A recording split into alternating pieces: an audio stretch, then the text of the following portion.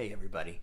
This time around the question comes from Brantley, and I want you to know that Brantley is not this person's real name. They asked to be anonymous for this, and you can do that. If you send in your question, you don't want me to use your name, just let me know. We'll come up with a fake name together.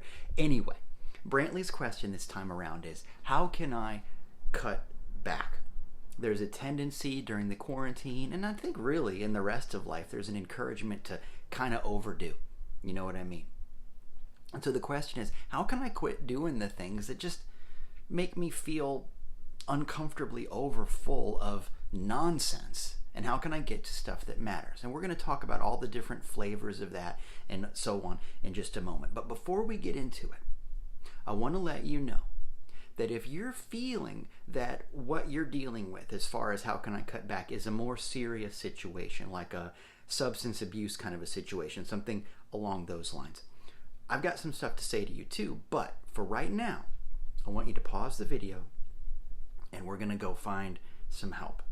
Because if this is a substance abuse thing, if this is a more serious situation, we're going to get out in front of this right now. So I want you to know that Alcoholics Anonymous and a lot of other 12-step groups have excellent online resources. If you're watching this video, then you can watch one of those things. You can join one of those online groups. They have excellent resources. Almost all of them are free. Google is your friend here, but if you can't figure out what to do and you feel that you ought to get some help, contact me. I'll help you. You are not alone in this, okay?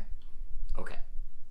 So, that being said, the how can I cut back question can also take a lot of other forms. I mean, like I said, it feels like a quarantine thing for some people because frankly, nobody's looking. And so there's an encouragement to go, well, it's the quarantine. I can stay up all night binge watching that show. And you know what? I was up until 2 o'clock in the morning, but it'll be okay. I'll take a nap later. Or, I'm going to play Animal Crossing until my eyes blur out. I'm going to eat all the Fig Newtons. There's a lot of ways to get out in front of this I need to cut back kind of a feeling. And I get it. During the quarantine, it's a stressful time. And so there's a need to anesthetize. There's healthier ways to do that, though. And also, I want to let you know that a few videos ago, we mentioned the idea of what I called Addict Brain. And one of the things that we've learned about Addict Brain is that if you are an addict in one kind or another, one of the characteristics is there's a tendency to look for special time. In other words, well, I wouldn't normally indulge, but it's a graduation or it's a birthday, it's an anniversary, it's a special thing, just for the weekend, that kind of a thing. Addict Brain tends to look for quote-unquote special time. And it's very easy to assume that the quarantine is special time. I wouldn't normally do this, but COVID or whatever. And so I let myself do these things. First of all, let's decode that because I want you to know that the quarantine is not special time. I mean, think about it. People worry about all the same things. They just worry more intensely. For example, quarantine is not special time. It's intensification of normal stuff. You're doing all the same things. You're just doing them more intensely with fewer outlets. It's not special. It's the same. It's just more of. And so let's stop thinking of this as special time, first of all. Now, that said, whether it's a quarantine or whether it's just everyday life, I think sometimes that there's this idea that we get a merit badge for stressing ourselves out, that we get a pat on the back for tying ourselves in knots. It's a weird cultural value, and I want us to get done with it. But for right now, here we are. So, as I said, I understand the desire for anesthetic. I understand the desire to let me mask my stress and my worry by eating the cake, by doing the thing, by staying up all night, by playing video games instead of hanging out with my family, by doing those things. I get it. But the problem with all of those things, the problem with checking out, is that life does not ever get better while we're not driving the boat. You know what I mean? Because it's still going on over here while we're not looking. And in fact, I bet you have felt this too. When you get back behind the driver's seat, things are worse. And it's not complicated. Why? Things are worse because you haven't been paying attention. Okay? So, what we want is to find a way to engage with life in a different kind of a way. It's healthy to try and figure this out. So, the first question to ask yourself is, what is my payoff? Because the thing is, the not so secret of brain programming, of the way that you're made up, is that you always do things for a payoff.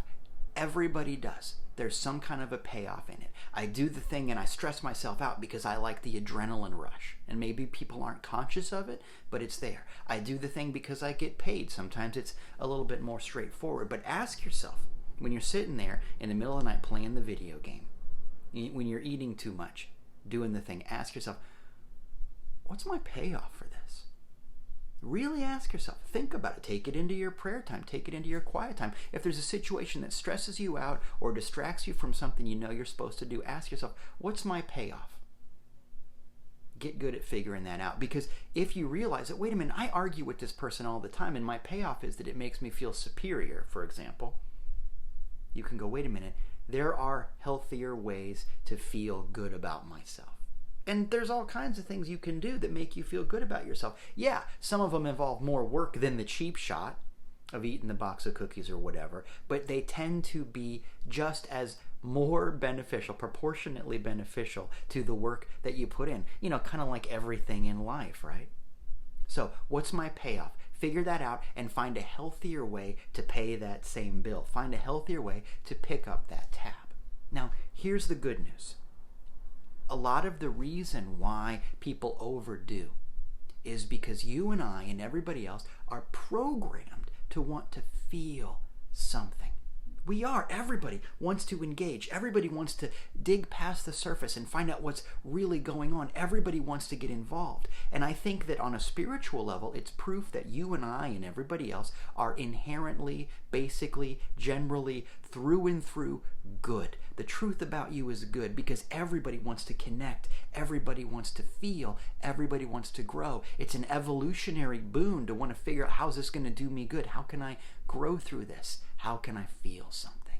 The fact that you want to feel something is proof that you are awesome and that you are capable. That's beautiful. And so what we're going to do is lean into it. I think sometimes people overdo because, you know, whether they're conscious of it or not, the feeling of too much is a feeling. I want to feel something, and I don't want to get involved in the heavy lifting of really engaging, really involving my thoughts and feelings. I just want to feel something, and so the feeling of too much, that's very accessible in our culture. Too much television, too much video game, too much chocolate cake, too much, oh, I ate too much, I'm sick, and doesn't that mean it's a good meal? Well, no, it doesn't. It means you overdid, silly. And that can be felt in all kinds of ways. So once again, ask yourself, how can I feel something that doesn't involve wasting my time, hurting myself, and so on? How can I feel something that moves me forward?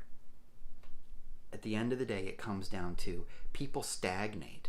They watch the show where they know who the bad guy is going to be. They know what the outcome of the video game is because it's a repetitive pattern. They do the thing because it feels safe. There's not going to be any surprises. I get it. That's fear. I want you to get out of fear brain and get into adventurer's heart. Because there's a part of you that wants to dig deeper. There's a part of you that wants to break boundaries, get out of your comfort zone, figure this out, get into something new. So ask yourself, what's my payoff for whatever it is?